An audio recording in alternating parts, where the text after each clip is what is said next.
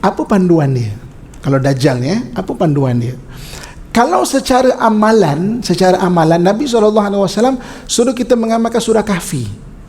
Surah Kahfi, ya. Okey. Surah Kahfi ni kata Nabi SAW, takrifan mengamalkan ayat 1 sampai 10. Tak banyak pun. 1 sampai 10, bukan satu surah. Satu surah panjang. 1 sampai 10 tu kita amalkan. Takrifan mengamalkan paling kurang seminggu sekali baca. Bukan suruh baca hari-hari pun, paling kurang seminggu sekali. Siapa yang mengamalkan surah Kahfi ayat 1 sampai 10, nanti Dajjal kalau datang, dia akan terlepas daripada fitnah Dajjal. Soalannya di sini adalah mengenai Dajjal itu badannya besar dan dia telah ada. Okey, logik otak kita, macam mana manusia boleh hidup? Maknanya kalau zaman 6,400 tahun sebelum Masihi masuk zaman kita dekat 8,000 tahun ni, macam mana ni kan? Macam mana boleh hidup ni manusia ni kan? Macam mana manusia macam ni boleh hidup Okey, tuan-tuan muslim-muslimat sekalian, jom kita cerita sikit mengenai manusia lah kan. Okey. Kita ni hidup dengan oksigen, betul kita sudah oksigen kan. Semua kita tahu kandungan apa yang kita sedut ni hanya 21% saja oksigen, 79 lagi adalah nitrogen. Okey, 21% saja. Ibu-ibu, akak-akak kalau pergi hospital kan ada oximeter tu kan, maknanya cek oksigen saya ni kurang ke okey ke sebenarnya oksigen yang diletakkan tu saturation. 21% tu saturation masuk absorb, okey tak okey, 100% ke 98% ke 95% ke yang oximeter. Kalau orang covid banyak tu kan. Jadi maknanya oksigen kita 21%. Okey, 21%. Okey. Okey, dulu oksigen pernah tinggi tau dekat dunia ni. Berdasarkan bongkah-bongkah ais dekat kutub utara, kutub selatan, saintis ambil tengok kandungan oksigen sampai kepada 35%. Okey. Kalau bongkah ais zaman dulu pernah sampai 35%, maksudnya binatang-binatang besar boleh hidup. Binatang besar boleh hidup Okey. Kita cerita mengenai dinosaur. Kenapa dinosaur mati? Maksudnya meteor langgar bumi lah. Kalau meteor langgar bumi, kenapa satu dunia dia mati? Kalau satu dunia langgar meteor, dunia ni hancur lah. Tapi kenapa dia mati? Ada yang kata meteor dan sebagainya. Dan ada teori mengatakan kerana oksigen drop. Bila oksigen drop, binatang besar tak boleh nak saturation, tak boleh nak dapat lah. Macam kita hari ni 21%. Kalau kita drop oksigen kita, drop, saturation kita dah kurang, kita pun tak hidup. Kecuali generasi kita badan jadi kecil. Kalau oksigen drop tinggal 16%, kita pun tak boleh dah. Kecuali badan kita jadi kecil untuk anak kita, ataupun semut-semut jalan hidup besok. Okey. 21% kita hidup. 21% kita hidup Okey. Jadi binatang-binatang besar takkan boleh hidup. Sebab apa? Sebab memang dia tak cukup oksigen untuk hidup. Okey. Tapi kenapa akhir zaman tiba-tiba binatang besar semua naik balik? Dabah keluar, Ya'juj dan Ma'juj keluar, Dajjal keluar. Itu semua binatang-binatang besar tau. Itu bukan saiz badan kita. Jadi adakah kadar oksigen akan naik nanti? Sebab tiba-tiba dia keluar. Tiba-tiba esok dia keluar. Sekarang ni memang dia tak boleh keluar sebab dia tak cukup oksigen nak keluar. Habis tu dia ke mana? Okey, dia di mana? Binatang ni di mana? Wallahu alam. Tapi macamnya seolah-olah kalau bahasa sekarang kita hibernate. Maknanya dia tak boleh aktif tapi dia ada. Macam bakteria, kalau satu keadaan kan dia ada tapi dia tak boleh aktif kadang-kadang maksudnya orang durian, kenapa orang letak nitrogen kan, biar bakteria tak boleh nak rosakkan durian tu kan. Dia ada. Tapi soalan dia, saya suka bincang sebab saya dalam dunia diving agak detail belajar mengenai gases ni. Saya kata mungkinkah kadar oksigen akan naik? Dua benda je, sama ada oksigen naik ataupun pressure kalau naik, dia juga pressure kita sekarang, kita ni istilah satu bar lah kan. Satu bar kalau naik 2 bar, kita 21% dah 42%. Mungkin pressure naik ataupun kadar oksigen naik, wallahu alam. Tapi memang tiba-tiba nanti satu tahap binatang-binatang besar keluar balik. Ya'juj Ma'juj, Dajjal keluar, Dabah keluar, entah apa lagi binatang besar akan keluar. Kan? Wallahu alam jadi ibu kakak tuan-tuan muslimin sekalian. Okey. Jadi Nabi kita Muhammad SAW bercerita mengenai Dajjal. Okey, dan Dajjal ni dia adalah maksudnya umat Nabi Nuh alaihi salam. Okey. Kalau umat Nabi Nuh alaihi salam, kita dah cerita tadi kan bahawa umat Nabi Nuh alaihi salam teknologi tinggi teknologi tinggi kan, dia ada yang kita tak terjangkau pemikiran kita. Kalau betul teknologi tinggi, maka dia keluar dengan satu keadaan yang dia ada, memang ada kelebihan kan, perubatan, dia boleh ngubat orang sakit, dia boleh hidupkan orang mati kan? Dia ada satu teknologi, bahasa kita sihir lah, bahasa kita sebut sihir. Dajjal tu boleh sihir. Tapi kalau bahasa kalau bahasa moden dia teknologi lah kan, sebab dia dah dia dah ada satu teknologi yang besar. Ingat tak saya sebut tadi Nabi Adam AS diturunkan dengan ilmu kan. Kemudian daripada Nabi Adam sampai Nabi Nuh, berapa dia punya tarikh? Berapa lama? Ingat tak? 1,600 tahun betul? 1,600 tahun. Orang kedua yang dibagi ilmu yang besar adalah Nabi kita Muhammad SAW. Turunnya Al-Quran. Dengan Al-Quran tu kita tengok, maksudnya banyak ulama Islam pernah lead benda-benda sains kan, sampai daripada sains yang diterokai oleh ulama Islam disambung oleh orang barat, kita ada teknologi macam ini. Daripada zaman Nabi kita Muhammad sampai kita sekarang, berapa lama tarikh dia? Ingat tak? Kita berapa hijrah sekarang? 1400 kan? 1400 betul? Kalau zaman Nabi kita Muhammad sampai kita 1400 tahun dah moden macam ni, kalau kita nak tahu apa yang ada zaman Nabi Nuh AS, kena tunggu 200 tahun lagi. Sebab Nabi Adam sampai Nabi Nuh 1600 tahun kan? Kita 1400 tahun dah canggih macam ni. Mana tak, barulah kita faham kenapa umat Nabi Nuh tak percaya pada Nabi Nuh. Macam kita sekarang moden macam ini pun berapa ramai orang tak bertuhan dah sombong, tak perlu Tuhan dah engkar dah kan. Ni dia.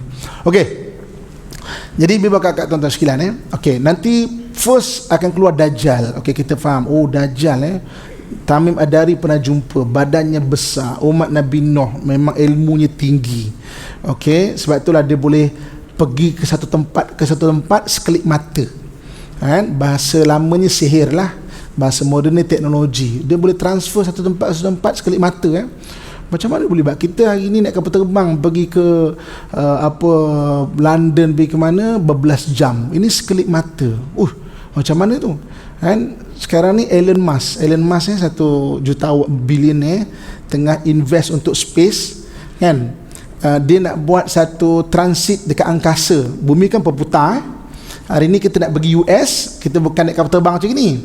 Kita naik lepak sekejap dekat angkasa, bumi berputar, turun balik sampai US, 3 jam sampai US kan. Elon Musk kan tengah explore benda tu maknanya satu terminal kat angkasa. Jadi kita tak perlu naik kapal terbang nak pergi US sampai 30 jam 20 jam lebih tu kan. Ni naik bumi pusing, ni turun balik 3 jam je. Maknanya kita pun dah start explore sekelip mata punya perjalanan. Macam mana Dajjal tu boleh sekelip mata ke timur dan barat mesti teknologi dia lagi tinggi kan. Teknologi perubatan dia waktu tu kan. Orang sakit, makcik sakit lutut makcik tak makcik, saya baikkan lutut makcik boleh baik lutut. Boleh bayang tak? Kita pun sekarang ada teknologi lutut kan. Lutut kita sakit, pergi inject liquid lah, apalah kan, time cell lah, apa dan maksudnya dah ada. Tapi hebat teknologi itu kan. Jadi apa panduan dia kalau Dajjal ni apa panduan dia? Kalau secara amalan Nabi SAW suruh kita mengamalkan surah Kahfi. Surah Kahfi ni kata Nabi SAW, takrifan mengamalkan ayat 1 sampai 10, tak banyak pun. 1 sampai 10, bukan satu surah. Satu surah panjang. 1 sampai 10 tu kita amalkan. Takrifan mengamalkan paling kurang seminggu sekali baca. Bukan suruh baca hari-hari pun, paling kurang seminggu sekali. Siapa yang mengamalkan surah Kahfi ayat 1 sampai 10, nanti Dajjal kalau datang, dia akan terlepas daripada fitnah Dajjal. Okey, apa yang ada pada surah Kahfi kalau kita tengok apa yang ada surah Kahfi, adakah gelombang-gelombang itu akan melemahkan satu teknologi penipuan? Kan? Maknanya surah Kahfi ayat 1 sampai 10. Kan? Maksudnya kenapa suruh amal benda itu? Selain daripada mukjizat Quran itu sendiri, mestilah daripada sudut ilmu dia ada perbahasan dia. Setakat ni ulama kita tak jumpa lagi kenapa, why, kenapa setakat ni. Tapi nanti mungkin patah-patah perkataan tu ataupun gelombang, letupan-letupan kita membaca, dia ada gelombang dia. Gelombang tu mungkin melemahkan apa gelombang yang ada daripada Dajjal dan sebagainya. Tapi maksudnya ayat 1 sampai 10 surah Al-Kahfi. So amalkanlah. Takrifan mengamalkan adalah seminggu sekali baca. Okey.